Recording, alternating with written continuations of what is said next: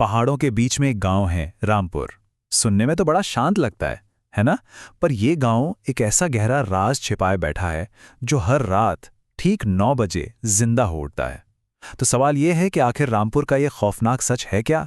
देखिए, रामपुर में ना एक नियम है, और ये कोई मामूली नियम नहीं है। इसे कोई कभी नहीं तोड़ता। जैसे ही घड़ी में रात के 9 बजते हैं, फटाक से हर एक दरवाजा बंद, हर खिड़की पर ताला। मतलब ऐसा क्या है भाई जिससे पूरा का पूरा गांव इतना खौफ खाता है? तो चलिए इस कहानी की पहली परत को खोलते हैं। और इसकी शुरुआत होती है गांव के उसी अजीब नियम से। हर रोज एक जैसी तैयारी होती है। एक घंटी बजती है और वो आवाज पूरे गांव को जैसे चीख चीख कर कहती है, खतरा आने वाला है। अब बात सिर्फ दरवाजे बंद करने तक ही नहीं है। नहीं, हर रात गांव के लोग कुछ और भी करते हैं। कुछ अजीब सी रस्में।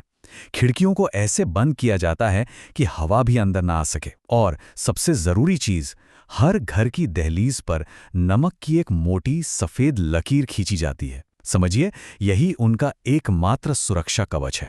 और यहीं से ना कहानी में एक मजेदार मोड़ आता है। गांव 2 हिस्सों में बटा हुआ है। एक तरफ है सरपंच का बेटा आर्यन। उसके मन में बस एक ही सवाल है, ये सब क्यों? और दूसरी तरफ है कुछ गांव वाले जो कहते हैं, अरे सब बकवास है, पुराना अंधविश्वास है। तो एक तरफ सवाल है और दूसरी तरफ अविश्वास। तो अब असली सवाल पर आते हैं। क्या होता है जब कोई इन सदियों पुराने नियमों को तोड़ने की कोशिश करता है? क्या होगा अगर कोई उस बंद दरवाजे के पार जाने की हिम्मत कर ले? तो 9 बजे की घंटी बज चुकी है और पूरे गांव पर एक मौत जैसा सन्नाटा पसर गया है। अपने कमरे में आर्यन ने सारे नियम माने हैं, दरवाजा बंद, नमक की लकीर भी खींची है, पर उसके दिमाग में अभी भी वही सवाल घूम रहा है, आखिर ये सब क्यों? और तभी उस खामोशी को एक आवाज चीर देती है। एक दस्तक। दरवाजे के बाहर से उसके दोस्त अनिल की घबराई हुई आवाज आती है। और ये वही अनिल है जो 1 महीने पहले अचानक गायब हो गया था। आर्यन का हाथ दरवाजे की कुंडी की तरफ बढ़ता है। वो उसे खोलने ही वाला है कि तभी उसके कानों में अपने पिता विक्रम की बात गूंजती है। उन्होंने कहा था, बेटा याद रखना, 9 बजे के बाद दरवाजा कभी मत खोलना, क्योंकि उस वक्त जो बाहर होता है वो इंसान नहीं रहता। बस यही एक चेतावनी उसे एक जानलेवा गलती करने से बचा लेती है। तो दरवाजे पर दस्तक देने वाला वो अनिल कौन था? इस सवाल का जवाब गांव के अतीत में दफन है। एक ऐसे अतीत में जिसका केंद्र है एक पुराना वीरान कुआं। ये कहानी है आज से 50 साल पहले की। अनिल नाम का एक छोटा बच्चा उसी कुएं में गिर गया। पूरा गांव उसकी चीखें सुन रहा था, लेकिन कोई मदद के लिए आगे नहीं आया।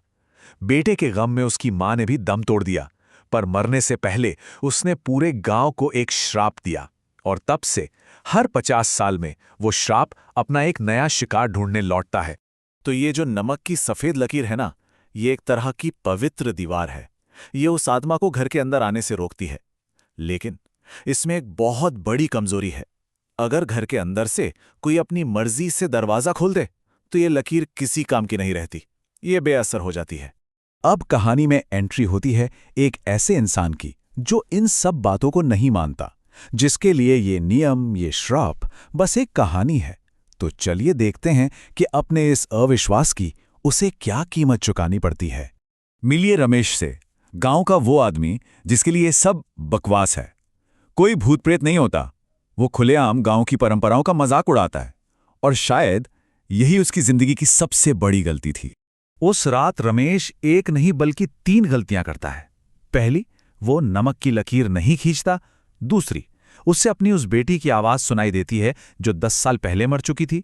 और तीसरी और सबसे बड़ी गलती, वो गम और नशे में अंधा होकर दरवाजा खोल देता है। और नतीजा, जैसे ही दरवाजा खुलता है, अंधेरे में से न जाने कितने हाथ निकलते हैं और रमेश को चीखते हुए रात के अंधेरे में खींच ले जाते हैं। अगली सुबह जब होती है तो रमेश और उसका घर दोनों गायब थे, जैसे वो वहां कभी थे ही नहीं। इस भयानक घटना के बाद पूरे गांव में दहशत फैल जाती है। अब खतरा दरवाजे पर नहीं बल्कि सर पर आ चुका था। तब गांव के सरपंच विक्रम एक फैसला लेते हैं, एक बहुत ही हिम्मत वाला फैसला, कि वो इस श्राप को जड़ से खत्म कर देंगे। घड़ी पर नजर डालिए, रात के 8:50 हो रहे हैं। सरपंच विक्रम के पास उस कुएं में उस आत्मा का सामना करने के लिए सिर्फ 10 मिनट हैं, सिर्फ 10। और कुएं में उतरने से ठीक पहले विक्रम अपने बेटे आर्यन को एक ऐसी बात कहता है जिसे सुनकर किसी का भी दिल दहल जाए। वो कहता है, अगर मैं ठीक 9 बजे तक वापस ना आऊं तो ये रस्सी काट देना। टाइम हो रहा है 8:59। सिर्फ 1 मिनट बचा है। वो 1 मिनट 1 घंटे जैसा लग रहा है। विक्रम का कोई अता पता नहीं, रस्सी में कोई हलचल नहीं। और जैसे ही 9 बजने की पहली घंटी गूंजती है, आर्यन की एक हताश चीख निकलती है, पापा! और ठीक उसी पल रस्सी में एक जोर का झटका लगता है। विक्रम बच गया और उसके साथ पूरा गांव भी बच गया। उस रात के बाद रामपुर हमेशा के लिए बदल गया। लेकिन कुछ सवाल पीछे रह गए, ऐसे सवाल जिनका जवाब शायद कभी नहीं मिलेगा। हाँ, विक्रम का वो सामना काम कर गया। श्राप टूट चुका था। दरवाजों पर होने वाली वो डरावनी दस्तकें बंद हो गईं और सालों बाद रामपुर की रातें आखिरकार शांत हो गईं। लेकिन जैसा मैंने कहा, कुछ सवाल बाकी हैं। रमेश का क्या हुआ? वो कहाँ गया? और आर्यन का असली दोस्त अनिल, वो कहाँ है? और इन सबसे बड़ा सवाल, क्या वाकई अतीत में किए गए गुनाहों की कीमत हमें हमेशा चुकानी पड़ती है? और ये कहानी हमें अपनी आखिरी और शायद सबसे गहरी सीख के साथ छोड़ जाती है, और वो ये है कि कुछ दरवाजे हमेशा बंद ही रहने चाहिए।